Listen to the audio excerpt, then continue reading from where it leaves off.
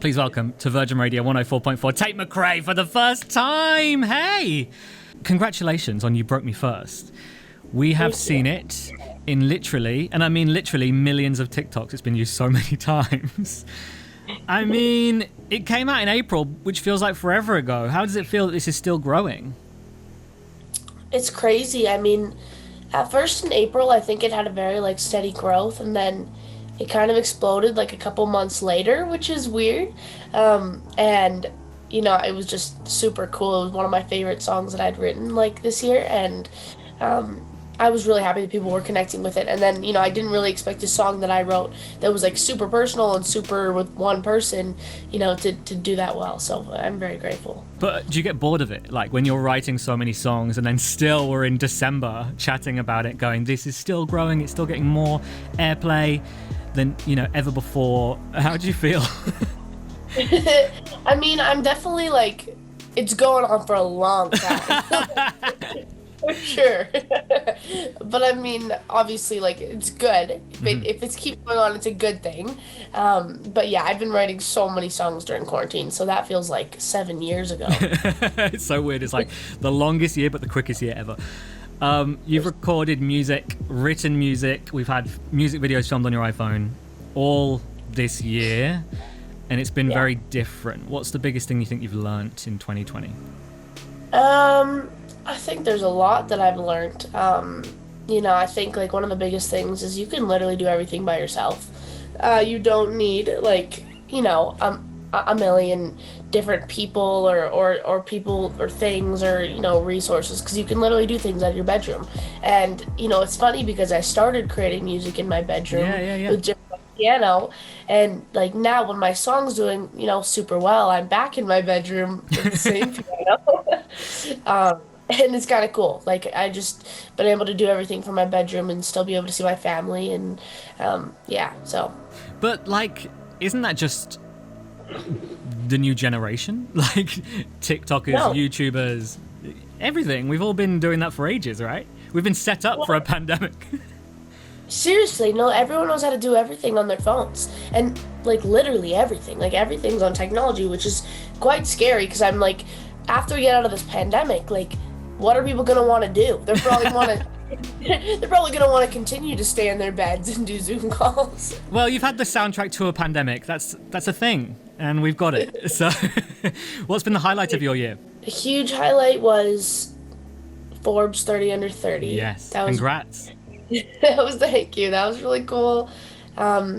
European Music Awards was my first real award show that I was performing in, which was a big dream of mine, so that was really cool. Okay, so let's go through those. So Forbes, you were the youngest person on the list, right? Musician.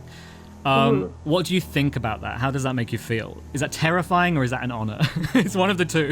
Oh, it's such an honor. I mean, looking through the list, even in all the categories, I think this is such a respected and well-known magazine that everyone kind of looks at, and it's kind of on a pedestal. And that was just such an honor. I was just super, super, proud to be on that list, and I will forever take that on for the rest of my life, to be I was 17. That's pretty cool. And what about the MTV Awards? Because you haven't left Canada. No, I've not left Canada. So everyone kind of recorded their own performances in different parts of the world. I went to Toronto. I just flew there. Yeah, so I had my dancer friends who I've known in the dance industry. I had them do the performance with me, and it was crazy. We were dancing in water on this It looks really freezing. It was freezing. It was cold. And our boots were being filled up with water. It was squishy. It looked amazing though. That is cinematic, which I don't know if you can do all the time at award shows. I don't know how it works, but we're taking this opportunity. So have you not left Canada all year pretty much, or since whenever? No, it's super weird for me. Since I was 9, I've been traveling all the time. And since I think March, I haven't left my house. Wait, I've got a question about it actually, because I was looking through your IG. You're literally on a red carpet, and you've got this screen behind you that says MTV Awards. So was that just for you, or was that for? Let me tell you, this red carpet, there were probably 3 people in the room max, in the middle of this random like ghetto basement with like you know, yeah, like with a screen, like a really skinny screen, and I just stood there and we took pictures. So they just sent it to Toronto. Oh yeah, it was in a basement. That's It was in a basement hilarious. with maybe max 3 people in the room. Yeah. So your Wikipedia says you are Omani. Now I don't think that's quite right. That's all right. So I'm obviously Canadian. So I like, was born in Canada, but when I was 2 to 5, I lived in Oman for my dad's work, and we literally traveled the world. Like we literally went to Egypt, Dubai, like Vietnam, literally everywhere every week, and it was the craziest like 3 years ever. I wish I remembered it more. I was going to say, what can you remember when you think of the Middle East? Honestly, I remember like the worst parts, like little small things that a kid chooses to Yeah, yeah. remember. Like I remember like frying eggs on our like front step, which is stupid. Like why do I remember that? I don't know. But no, we used to go to like sand dunes all the time and go like skiing and snowboarding. That was fun. And then in Dubai, we would like camp out on beaches and stuff. As soon as like travel allows and you can come here for a show, you're going to be blown away by that 3-year-old memory, you know? I'm sure. I'm sure it's gonna be look totally different than I actually think in my head. It's so much fun. Honestly, it's so good to do live shows here outside in December and everyone just is vibing. Sure. It's so good. Let's talk about your new song, because first of all, you must have so much unreleased music. How many songs are you sat on right now? Oh, I'm probably sitting on about like 40 songs right now. I know people must ask you that all the time, but like, how do you pick this one?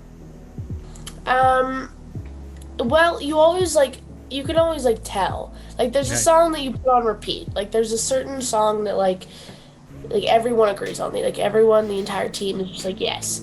And I think for this one, like I actually wrote this like literally a month and a half ago. Like not Oh, no way. not yeah, like in quarantine, one of my like recent sessions. So it wasn't like I've been sitting on songs for 4 years that I could release, but like who knows when. And this song I'm choosing to release a month later. So it doesn't. I don't know how it works. But when you look at a song that's 4 years old, is it like looking back through your like profile on your timeline and going, oh my gosh, I look terrible? Yes, it's literally. We always do it. It's pretty funny actually when you listen back to like my first sessions, like what I'm talking about, like my lyrics, and then like how my voice sounds. Oh, it's just tragic. It's awful.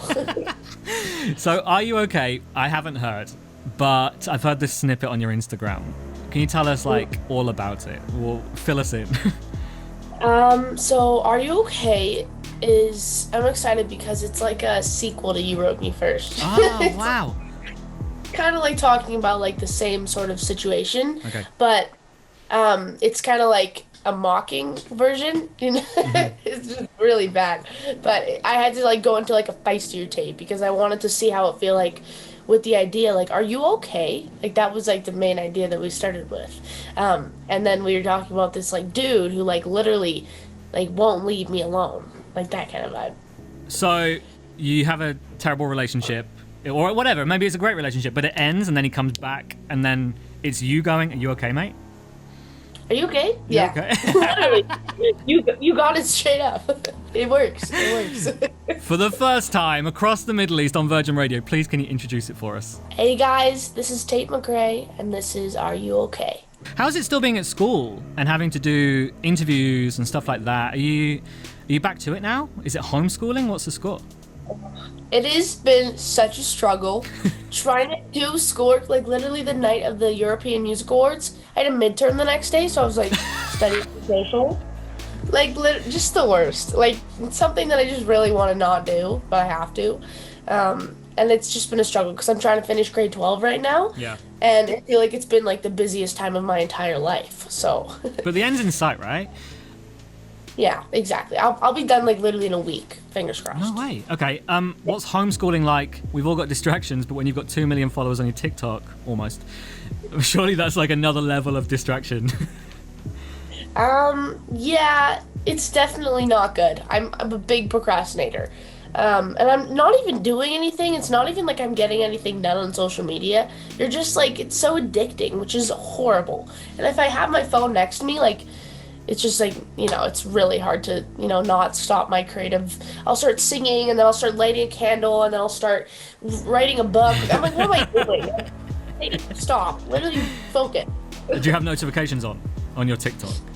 No, I can't. I can't imagine that. Oh, I would not do that. I would be so distracted. What does Tate McRae want for Christmas? I want to kind of like get to know you. We've read your Wikipedia. We know you from TikTok. We watch your IG stories. But I feel like it's quite telling when we go, okay, Christmas time coming up. What's on your list? Do you have a list?